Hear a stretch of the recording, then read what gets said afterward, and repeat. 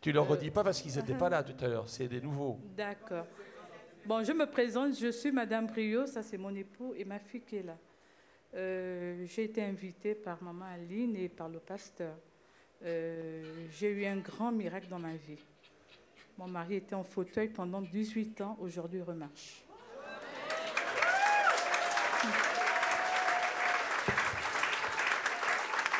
Dieu est bon, hein? Il est merveilleux, hein? Il guérit, hein? Il soigne. Hein? Dieu est grand. Amen.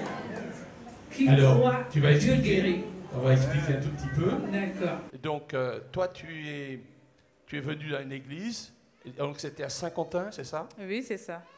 Voilà. Tu t'es engagé avec le Seigneur il y a longtemps, je pense. Bien sûr, pasteur. Voilà. Et vous vous êtes mariés il y a combien de temps? Ça va aller à notre 5e année, pasteur. 5e année? Oui, c'est ça. Et quand tu t'es marié, ton mari, il était déjà en chaise roulante depuis très, très longtemps. Et donc, tu as été baptisé il y a combien de temps, Pierre? Il y a 5 mois. 5 mois. Et il y a 1 mois, il se passe quoi? Un miracle. Alors, un miracle, oui, mais on va entrer dans le détail. Il faut savoir que personne n'a prié pour lui. Par contre, sa femme, depuis longtemps, lui disait, tu marcheras. Tu vas remarcher. Tu lui as dit ça souvent, souvent, souvent. Je fais des prières tous les jours, je n'ai jamais lâché. Tous les jours avec mes enfants. OK. Et voilà que, raconte la Pierre, une nuit. Oui, bonjour. Oui, il y a maintenant un bon mois passé. Il y avait à 3 heures du matin, je dormais auprès de ma femme. Et un seul coup, ça m'a réveillé, quelque chose qui piquait dans les jambes, qu'avant, je ne sentais plus rien. Alors du coup, je appelle Denise, Denise, je sors mes jambes, arrête tes conneries, qu'elle dit dors. Bon, ben, je dis non. Et je dis, moi, j'ai envie d'aller aux toilettes. Et je dis, je vais essayer de me mettre debout. Mais je dis, attention, et si tu mets debout, va pas tomber. Hein. Je dis, on verra bien. Alors du coup, je m'ai mis debout au bord du lit, j'ai mis lâché, et je tenais. Hé, Denise, je tiens. Essaye de faire un pas. Et je marche. Hé, Denise, Dieu, il m'a rendu mes jambes. Et c'est la véridique. C'est la véridique. Pendant 18 ans, j'ai souffert. Amen.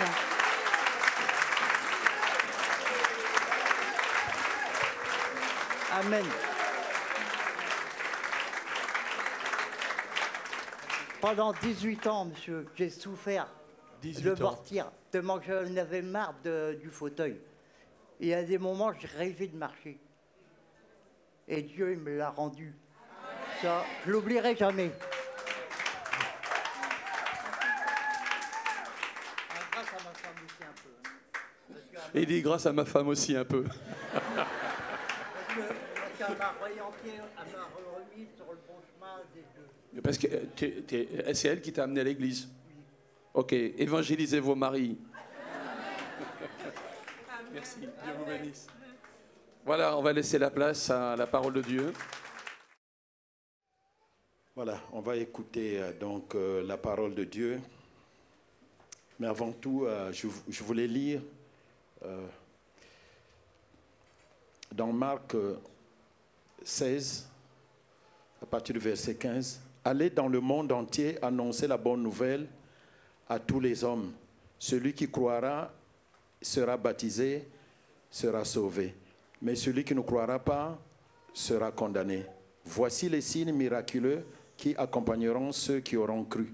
À mon nom, ils chasseront les démons, ils parleront de nouvelles langues, ils saisiront les serpents.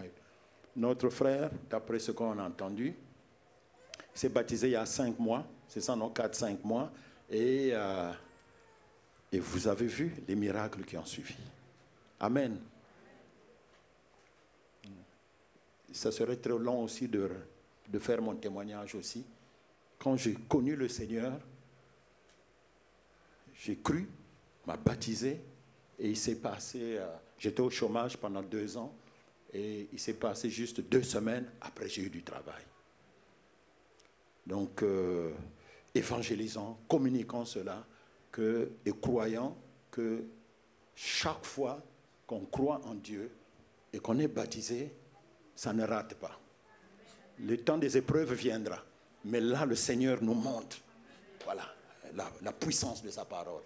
Ça ne va pas être comme ça tous les jours. Après, bon, il faut qu'on grandisse dans la foi et on rentrera dans les épreuves. Mais là, ça ne rate pas. Et c'est pour cela que je bénis le Seigneur, parce que ce matin, on a eu un exemple patent.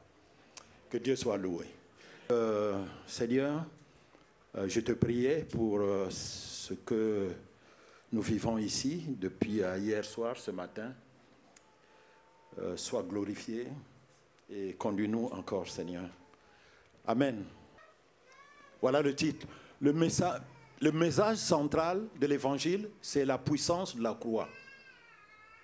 Le message central de l'évangile. L'évangile prêche Jésus mort, Jésus ressuscité. Adam et Ève, comme nous le savons, ont amené le péché dans ce monde. Il fallait que Jésus-Christ vienne pour triompher du péché.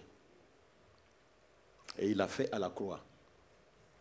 Il a aussi triomphé du diable, parce que c'est lui qui a mené le péché. Celui qui s'oppose jusqu'aujourd'hui à la volonté de Dieu.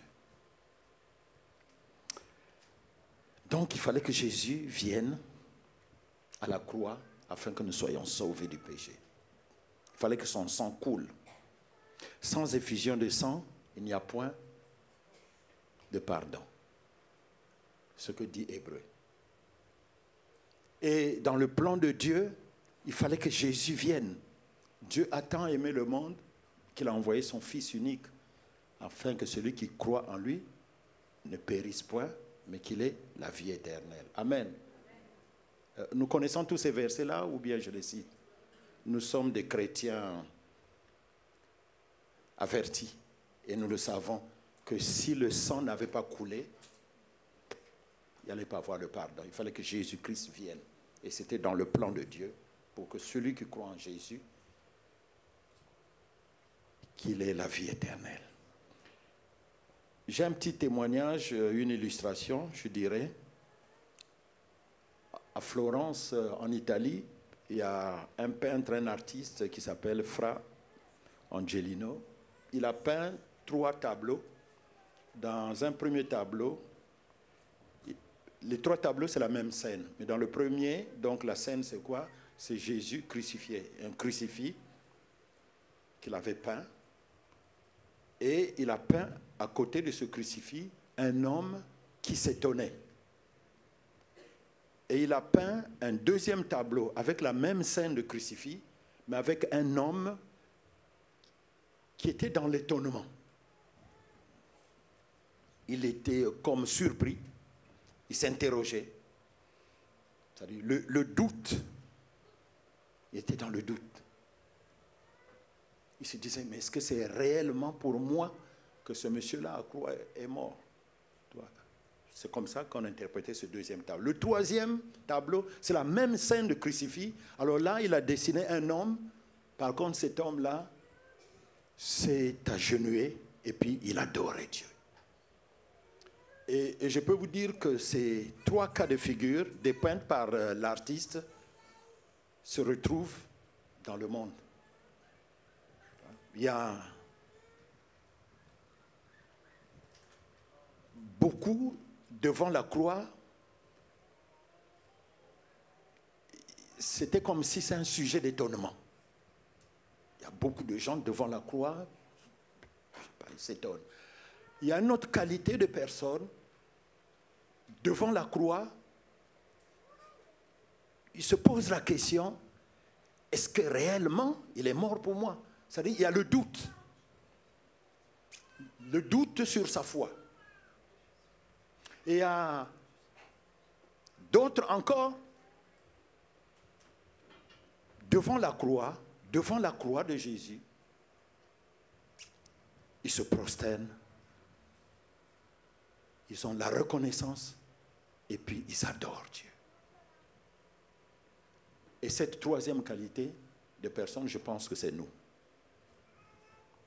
Ah, c'est pas nous, hein? Ah, frère, amen. Je pense que c'est nous. Nous adorons Dieu. Parce que nous savons que Jésus-Christ, le Père a envoyé Jésus-Christ afin qu'il meure pour toi, pour moi, pour nous tous, et afin que nous soyons sauvés. Et c'est pour cela que nous ne nous posons pas de questions. Nous ne nous étonnons pas devant la croix. Nous n'avons pas le doute, mais nous avons cru et nous sommes reconnaissants et nous l'adorons. Et nous sommes un peuple adorateurs que Jésus a sauvés. Alléluia. Et que c'est une joie de se reconnaître enfant de Dieu qui adore Dieu. C'est une grâce, ce n'est pas donné à tout le monde. Puisqu'il est dit qu'il y en a qui s'étonnent et qui se disent que vraiment cet homme-là à la croix, il est venu me sauver. Il y en a d'autres qui ne savent pas quoi penser. Mais nous, c'est une grâce qu'on connaisse Jésus-Christ. Qu'il est notre sauveur. Et on a obligation de lui être reconnaissant et de l'adorer. Amen. La sagesse des hommes est folie de Dieu. Nous allons lire donc ce premier texte, puisqu'il y en a deux que j'ai prévus. Voilà, dans 1 Corinthiens 1, 18. La prédication de la croix est une folie pour ceux qui périssent. Mais pour nous qui sommes sauvés, elle est une puissance de Dieu. Amen. La croix symbolise la mort et la résurrection de Jésus-Christ. Voilà. La croix, c'est une folie pour ceux qui périssent. Pourquoi c'est une folie? Car cela dépasse leur entendement, l'entendement humain. Comment la mort de quelqu'un peut sauver le monde?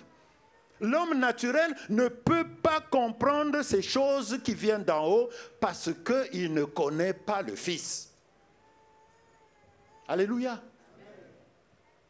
Voilà ce que dit Jésus dans le temple. Synagogue qui se trouve à Jérusalem, que nous avons visité, nous qui avons fait un tour là-bas. Jésus disait quoi? Et Jésus, enseignant dans le temple, s'écria: vous me connaissez et vous savez d'où je suis. Parce que pas loin de la synagogue, on savait qu'il y avait un charpentier qui était là-bas qui s'appelait Joseph. Et on connaissait Jésus, il leur disait: vous me connaissez parce qu'ils savent que je suis le fils du charpentier. C'est ça. C'est comme ça qu'ils l'ont connu. Je poursuis. Jésus déclare encore: je ne suis pas venu de moi-même, mais celui qui m'a envoyé est vrai. Et vous ne le connaissez pas. Moi, je le connais car je viens de lui. Et c'est lui qui m'a envoyé. Jean 7, 28, 29. Voilà comment Jésus s'adressait aux pharisiens. Au verset 30, il cherchait donc à se saisir de lui. Effectivement, pour aller le pousser au mont de précipice qui n'est pas trop loin du temple, là-bas à Nazareth. Tout ça, on avait vu. La Bible dit que personne ne mit la main sur lui parce que son heure n'était pas encore venue. Donc, ils ont beau ne pas écouter Jésus de tout ce qu'il disait parce qu'ils ne le connaissaient pas. Ils ne savaient pas qui l'avait envoyé. Et se sont précipités pour aller le culbuter, le faire tomber dans le précipice, le mont de précipice, mais ils ne sont pas arrivés parce que l'heure n'était pas encore arrivée. Le ministère de Jésus est en train de commencer à s'accomplir.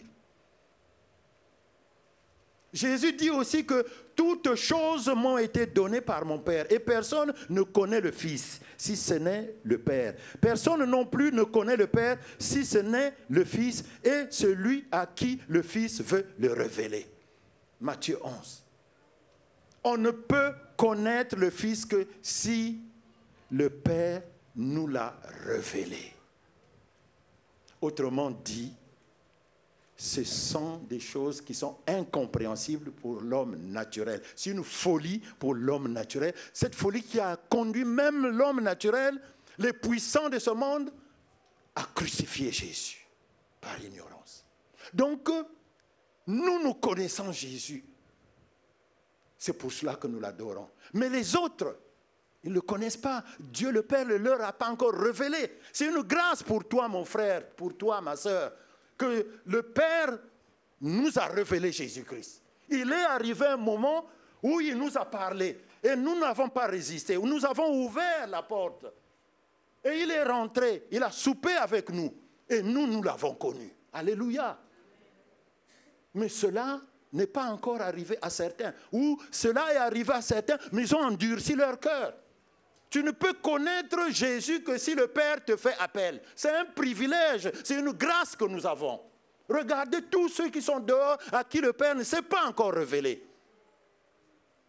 Mais un jour, il se révélera. Il se révèle à tout homme. Maintenant, c'est à toi de saisir cette grâce. Ésaïe dit dans 29, là, à partir du verset 10, « Car l'Éternel a répandu sur vous un esprit d'assoupissement. » C'est-à-dire un esprit qui endort. « Il a fermé vos yeux. Il a voilé vos têtes. Toute la révélation est pour vous comme le mot d'un livre cacheté. » C'est un livre qui est caché. Et que l'on donne à un homme qui sait lire en disant « Lis donc cela. » Et il répond « Je ne le puis car le livre est caché. » Comment il va lire? Je poursuis. Ou comme un livre que l'on donne à un homme qui ne sait pas lire en disant « Lis donc cela. » Et il répond « Je ne sais pas lire. »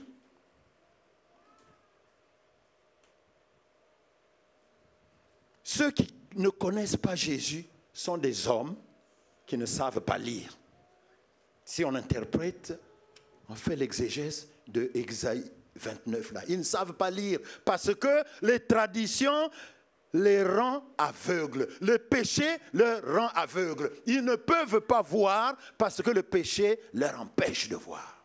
Les traditions leur empêchent de voir. Les puissances, les ténèbres leur empêchent de voir. D'où, pour voir, il faut naître de nouveau. Alléluia. Pour comprendre ces choses et retrouver la gloire, oui, qu'on avait avant la perdition qui était arrivée par Adam, il faut que nous soyons nés de nouveau. Naître de nouveau, c'est de confesser que Jésus-Christ est Seigneur et Sauveur lorsque le Père va te le révéler. Ne doute pas, ne résiste pas, n'endurcis pas ton cœur, parce que sinon tu resteras toujours dans l'aveuglement. Et c'est par Jésus, que par Jésus, mort, crucifié à la croix, ressuscité, que le choix de Dieu, le Père, s'est porté pour qu'il vienne sauver le monde. L'homme qui vient sauver l'homme qui a été créé à l'image de Dieu. L'homme que Dieu aime malgré le péché. Dieu aime les pécheurs. Et il a fait de nous des pécheurs des pécheurs. Chacun de nous devrait aller pécher un pécheur pour l'amener à Jésus. C'est aussi une de nos missions. Dieu aime sa créature. Le psalmiste le dit même, il le confirme, que je suis une créature merveilleuse. Tes œuvres sont admirables. Mon âme le reconnaît bien. Alléluia. Alléluia. Dieu n'a pas créé l'homme pour qu'il meure. Or, le péché entraîne la mort. Car le salaire du péché, c'est la mort. Mais le don gratuit de Dieu, c'est la vie éternelle en Jésus-Christ, notre Seigneur. La Bible dit aussi, car tous ont péché et sont privés de la gloire de Dieu. Oui, il n'y a que Jésus. C'est lui qui peut nous sauver du péché parce que c'est la mort. Nous avons tous péché et nous sommes privés de la gloire de Dieu. Et pour retrouver la gloire de Dieu, il faut que nous donnons notre cœur, notre vie à Jésus-Christ. Oui. Et il est dit aussi dans ce texte-là, quand nous venons de lire, la puissance de la croix. La croix, c'est une puissance de Dieu. La croix, c'est une puissance de Dieu. C'est le texte initial, ma sœur. Jésus à la croix, c'est une puissance de Dieu. Dieu t'aime et veut te libérer par son Fils qui n'est pas venu ici-bas en tant que Dieu, mais en tant que Fils de l'homme. Jésus n'est pas venu ici en tant que Dieu, mais il est venu ici en tant que Fils de l'homme. Il est né du miracle du Saint-Esprit dans le ventre des entrailles de Marie. Il a eu le sang qui a coulé. On y arrivera. Il pleurait, il mangeait, il parlait. Il était ému. Tout en étant Dieu, mais il n'a pas triché. En ayant les deux natures. Mais il a exercé cette nature d'homme ici. C'est pour cela qu'on l'appelle fils de l'homme. Oui, fils de l'homme pour revêtir le péché du monde. Ainsi donc, le vrai seul homme qui ait existé, qui n'a jamais eu de péché et qui s'est fait pécheur pour nous jusqu'à mourir à la croix afin que nous soyons sauvés, c'est Jésus. La Bible dit, c'est pourquoi aussi Dieu l'a souverainement élevé et lui a donné le nom qui est au-dessus de tout nom, afin qu'au nom de Jésus, tout genou fléchisse au ciel, sur la terre et sous la terre. Alléluia. Voici les paroles que Jésus va prononcer lorsqu'il va être au ciel, lorsqu'il va retourner au ciel. J'étais mort et voici je suis vivant au siècle des siècles. Je tiens les clés de la mort et du séjour des morts.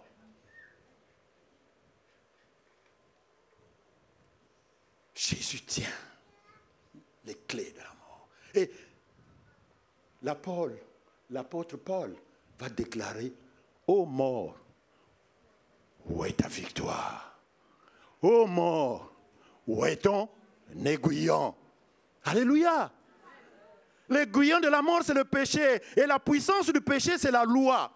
Mais grâce soit rendue à Dieu, oh, qui nous donne la victoire par notre Seigneur Jésus-Christ. Comme je disais au premier culte, cher bien-aimé, je veux te dire, si tu meurs, tu vivras. C'est souvent Pierre qui prophétise ici. Parce qu'il a ce don, il a ce ministère. Il y en a aussi d'autres. Et moi, ce matin, je te dis, je prophétise. Si tu meurs, tu vivras. Parole du Seigneur.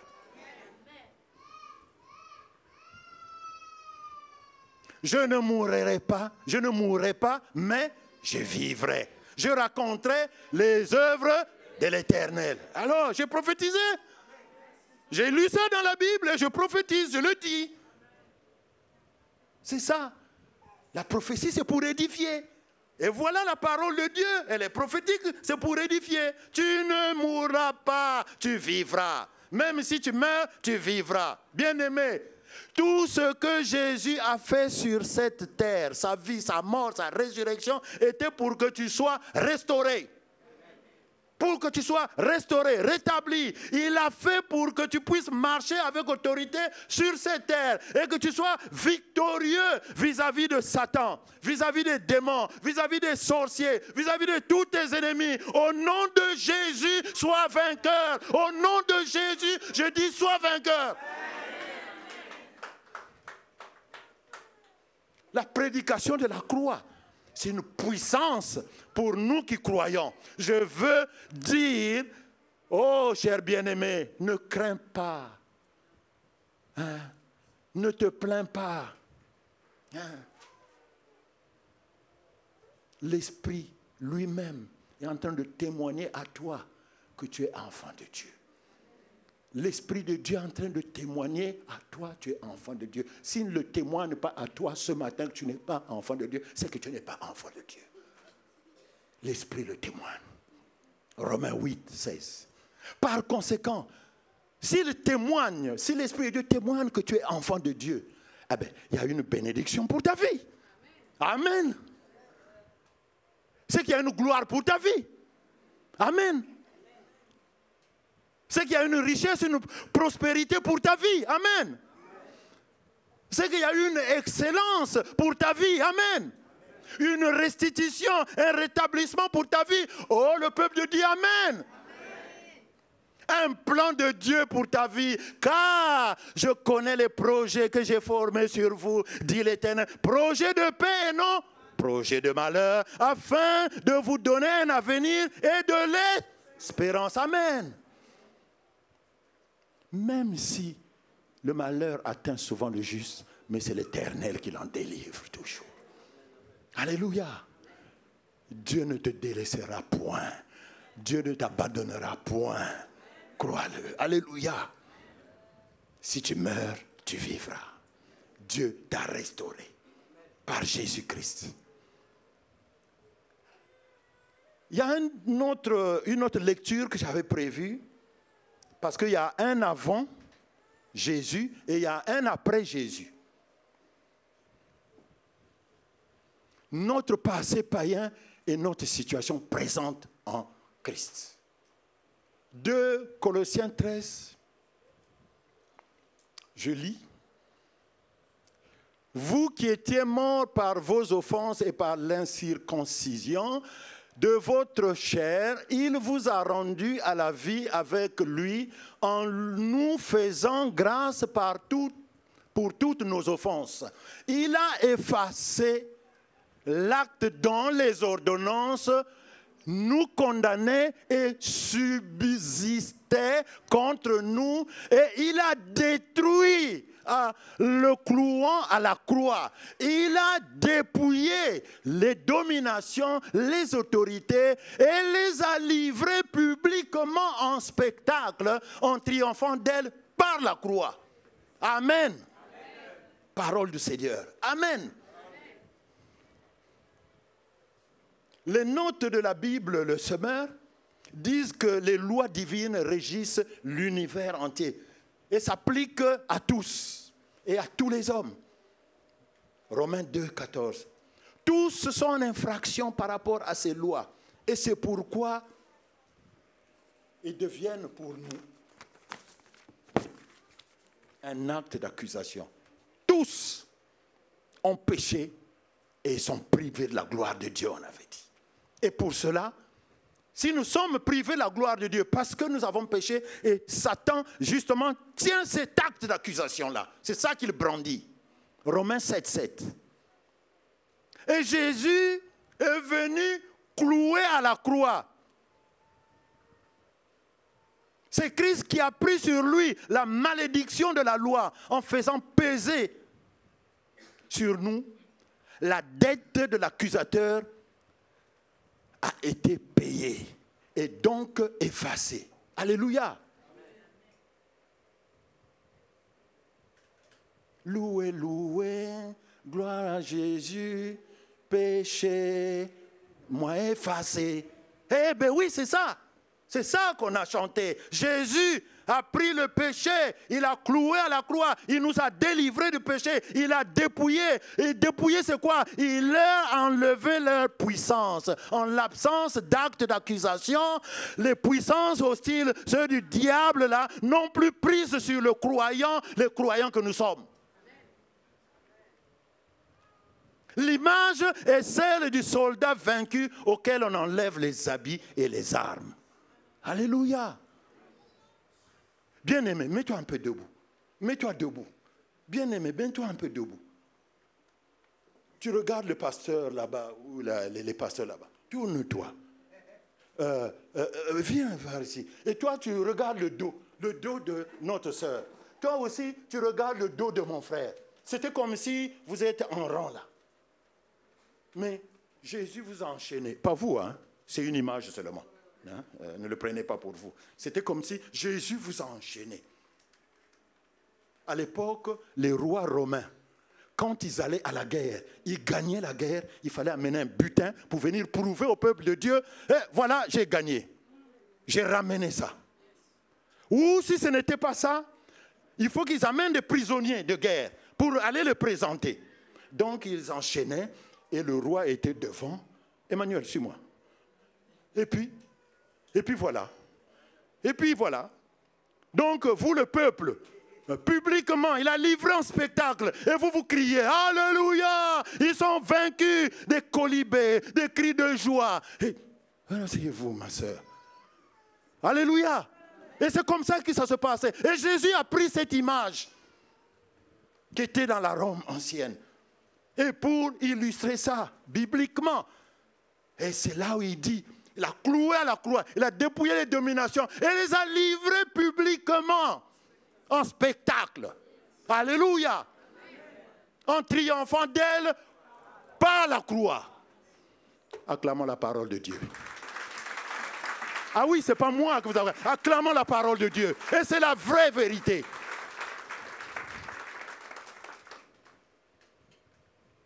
La croix symbolise la destruction. Oui, la mort. La croix, symbole de destruction, symbole de mort, de honte. Cette croix devient le symbole de victoire et de triomphe. Alléluia. La croix où les puissances démoniaques croyaient faire périr Jésus, tuer Jésus. Elle est devenue pour Jésus l'instrument du triomphe. Elle rend leur défaite visible. La défaite est visible. Elle les a dépouillés et les a livrés en spectacle publiquement. Ça devient visible pour tous. Le diable et ses acolytes sont livrés publiquement en spectacle à la croix par Jésus-Christ. Et c'est ça la preuve de sa victoire. Et nous, en Jésus, nous sommes également victorieux. Alléluia! Amen. Jésus a dépouillé, il a désarmé. Oui, comme disait Jean-Claude tout à l'heure, l'esprit de chômage. Il a désarmé, il a dépouillé l'esprit de chômage. Oh, toi qui es chômeur, je crois que tu allais dire Amen. Il a dépouillé, délivré l'esprit du célibat. Il a dépouillé, délivré les blocages, les échecs, les sorciers qui se réunissent à ton insu chaque nuit pour t'envoûter. Jésus a désarmé les puissances occultes et démoniaques, les esprits qui provoquent les maladies. Tous les esprits de femmes de nuit, d'hommes de nuit, de mangeurs de nuit, Jésus les a dépouillés, il a délivré. Oui, Jésus, oui, il les a désarmés. Au nom de Jésus, ils sont vaincus, ils sont déchus. Alléluia! Ils ont été faits prisonniers. Jésus est devant et ses ennemis vaincus. Gradés ou pas gradés, ils sont femmes ou pas femmes. Voilà. Et Jésus, tous ces esprits mauvais, toutes ces dominations, ces autorités, Jésus les a vaincus à la croix. Et ils sont derrière le triomphateur. Jésus est le vainqueur.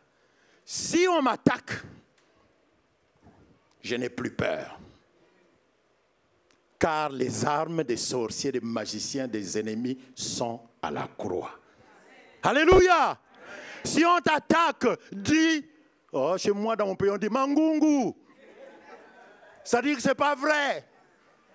Tu n'as plus rien. Les armes sont là-bas, à la croix. Alléluia! Amen. Tant que je suis en Jésus, hein. Ah, il faut être en Jésus, il y a une condition quand même. Ce n'est pas parce que toi tu es en Jésus, tes enfants sont avec toi, mais si tes enfants n'ont jamais confessé Jésus, ah non, eux ils ne comptent pas. Hein. Le salut individuel. Ah oui, hein. Il faut que tes enfants aussi confessent Jésus pour dire non, tes armes, tu as été dépossédé de tes armes, tu as été dépouillé, tes armes sont à la croix. Ce n'est que pour nous les croyants. Parce que ceux qui ne sont pas des croyants, les armes de Dieu, du diable, elles sont toujours là. Hein. Alléluia. Moi, j'appelle ça, quand il vient me menacer comme ça, je dis que c'est... Tu me mens. Toi, tu es un menteur, tu me mens. Ce sont des tigres en papier. Ce sont des géants aux pieds d'argile.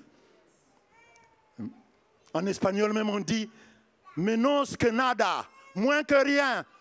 Ils ne me font pas peur. Alléluia! Trop d'enfants de Dieu vivent dans un esprit de défaite, s'arrêtant au moindre coup qu'ils ont reçu. Non. Hannibal, qui a vécu au 2e siècle avant Jésus-Christ, un célèbre général qui venait de Carthage en Afrique du Nord, il va traverser l'Espagne avec son armée. Il va venir donc jusqu'en France, jusqu'au Rhône, les Alpes. Et puis il va passer de l'autre côté des Alpes en Italie. Il traverse les marais avec des éléphants. Il avait des éléphants. En Europe, il n'y a pas d'éléphants. Il a amené ça d'Afrique. Un vrai combattant. Il a battu les Romains qui venaient à sa rencontre pour se battre. Et puis finalement, il a tenu échec. Mais un de ses soldats, il dit que ta mission, elle n'est pas accomplie. Tu fêtes la victoire déjà. Mais pour qu'elle soit efficace, cette victoire, il faut que tu ailles jusqu'à la capitale, c'est-à-dire jusqu'à Rome. Hitler l'avait fait ici, non? C'est ce qu'on raconte. Moi, je ne suis pas né en 1945. Et tous ceux qui sont nés avant 1945, ils disent ça. Et l'histoire aussi nous l'enseigne. Il a combattu la France, la Deuxième Guerre mondiale, l'Ouest, le Nord. Il est passé jusqu'en Bretagne, là-bas et tout. Mais pour que ça soit une victoire ressentie, il fallait qu'il prenne Paris. Et il a pris Paris. Et c'est ce que disait ce conseiller du général Hannibal. Mais il faut que tu prennes Rome. Il faut prendre Rome. Tant que tu n'as pas pris Rome, c'était comme si tu n'avais rien.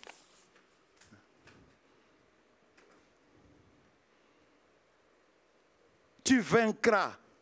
Tu sais vaincre au Hannibal. Mais tu n'as pas profité de ta victoire parce que tu n'as pas occupé Rome.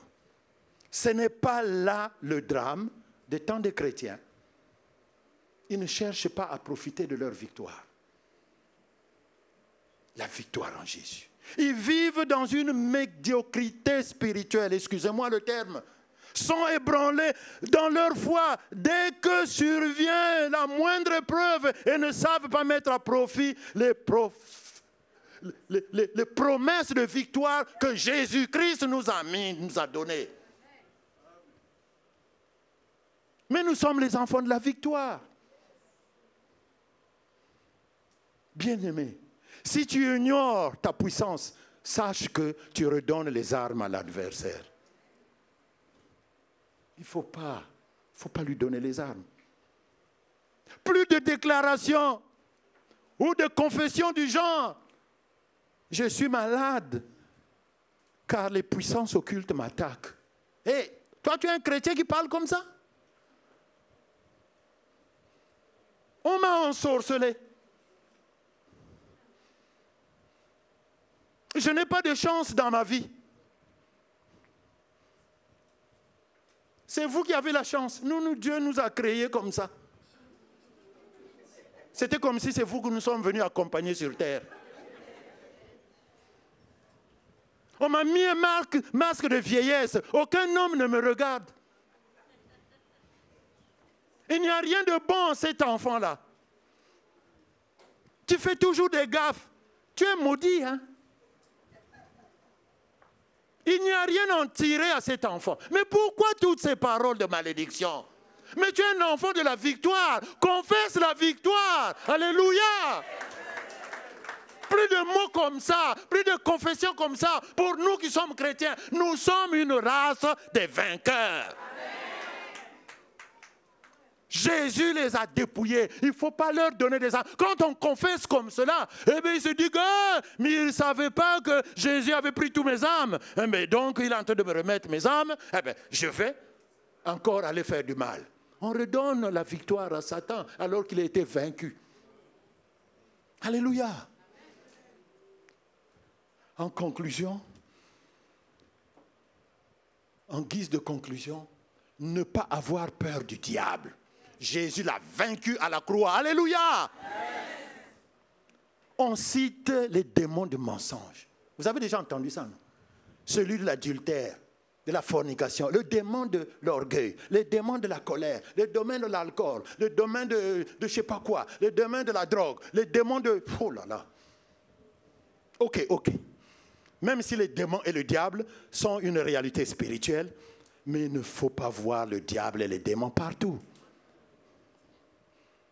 Il existe des chrétiens qui parlent plus du diable et des démons que de Jésus-Christ.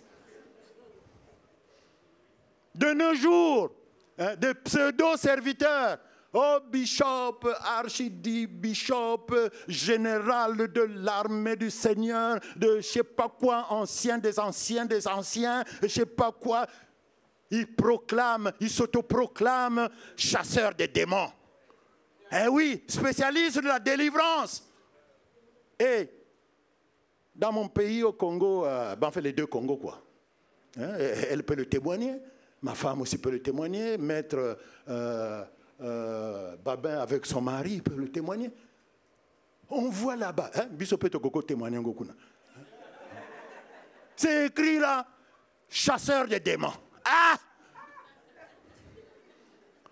Ici, là, spécialiste de délivrance. On va organiser une grande réunion de délivrance. Pourquoi? Mais parce que là, il y a un agent de délivrance. Ah, ah oui, scanner. Il a son scanner, là, il voit les démons.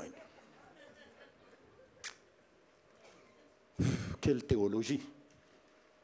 Imaginons un enfant turbulent à l'école. On voit en lui le démon de la rébellion. Ah! Et il faut chasser ce démon-là à cet enfant. C'est toi qui penses, c'est toi qui confesses cela. Alors que tu es dans la victoire, on va prier pour toi, pour que l'Esprit de Dieu renouvelle en toi, te rappelle sa parole que tu es une enfant de la victoire. Tu es un enfant de la victoire. Bénis ton enfant. Alléluia. Je plains les chrétiens qui reçoivent cet enseignement des chasseurs de démons, de ceci. Car dans ce cas, le christianisme n'est plus une libération, mais un nouvel esclavage. C'est comme ça qu'on peut voir les choses. Vu que les chrétiens sont maintenus dans la peur, c'est sur Christ qu'il faut fixer le regard. Parce que c'est lui, le libérateur, et non ces chasseurs de démons. Alléluia.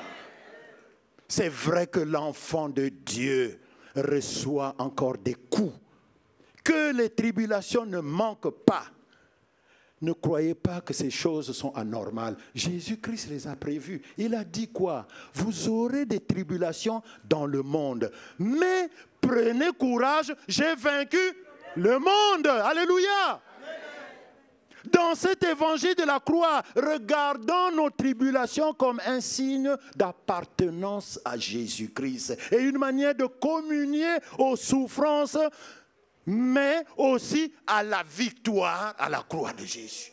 Oui, regardons cela comme un signe d'appartenance à Jésus. Mais vous avez déjà vu un arbre qui a des fruits mûrs, où on ne jette pas des pierres? Bon, surtout nous en Afrique, on jette des pierres. Ici, c'est interdit, il y a trop de lois et tout. Mais là-bas, dès que tu vois un arbre où tu as des fruits mûrs, tu prends ta pierre, pop, et puis bon, la mangue mûre ou l'orange mûr tombe, tu manges ta mûre.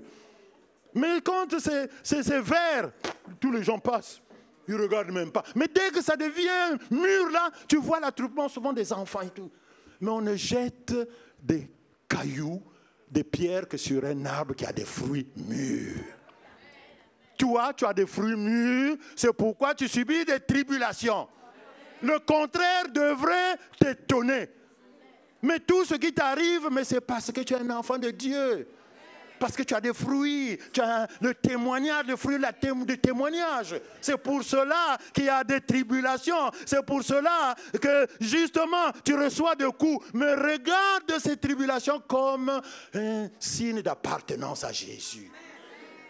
Vous serez persécutés. Heureux ceux qui seront persécutés parce qu'ils hériteront du royaume des cieux. Alléluia. Nous sommes persécutés pour Jésus. Et Jésus nous a prévu, oui, de rentrer au ciel. C'est comme ça que nous devons voir toutes ces choses-là. Alléluia. Le chrétien n'a pas donc à craindre les puissances des ténèbres. C'est ce qu'on a retenu aujourd'hui. Ou ce que Dieu est venu nous rappeler. Parce qu'en fait, tout ça, on le sait. Hein. Mais il y a des moments où on oublie. Mais nous sommes là, en tant que pédagogues de Dieu, en tant que ministres de Dieu, pour rappeler toutes ces choses. D'abord à nous-mêmes, et puis à vous. Alléluia. que nous n'avons pas à craindre les puissances des ténèbres, car Jésus a effacé l'acte dont les ordonnances nous condamnaient et qui subsistait contre nous. Il les a détruits en les clouant à la croix. Il a dépouillé les dominations et les autorités en triomphant d'elles par la croix. Alléluia. Jésus a tout fait. Je veux que tu sortes d'ici. Je veux que nous sortons d'ici en nous rappelant que nous sommes une race des élus. Une race des hommes et des femmes victorieux. Parce que nous nous accrochons à Jésus-Christ. Et Jésus avait tout fait pour nous. Alléluia. Inclinons nos têtes, s'il vous plaît. Et je veux exhorter, parce que il y a tellement de fausses doctrines. Le chrétien doit se reconnaître la source. Il doit de se reconnaître la source avant d'accepter de boire son eau. N'allons pas à n'importe quelle eau. N'allons pas voir les chasseurs de démons. Jésus-Christ avait tout fait déjà pour nous. Si tu vis loin de Christ, bien-aimé, et jusque-là, tu n'as connu que des déboires, des drames, des problèmes, des malheurs à répétition, bien-aimé, en venant à Jésus-Christ ou en revenant à Jésus-Christ, en tournant les regards vers la croix, toute cette situation d'événements tragiques que tu as vécu va s'arrêter. Et c'est alors que la bénédiction de la croix va se manifester à toi. Soyons sans crainte, même si le passé a été dramatique, même si le passé a été douloureux, même si le passé a été difficile, même si le passé a été semé d'embûches de différents genres. Nous avons été délivrés des blessures de notre passé. Nous avons été délivrés de nos mauvaises pensées, de nos péchés, des prisons, de la servitude, des liens, des rancunes, des échecs, des malédictions et de toutes ces choses-là qui ne confessent pas Christ. Jésus a tout accompli à la croix. Regarde ton frère qui est à gauche. Regarde ton sœur qui est à droite. Et dis-lui, Jésus a tout accompli à la croix. Après moi, Jésus a tout accompli à la croix. Jésus a tout accompli à la croix. Amen. Que le Seigneur soit béni.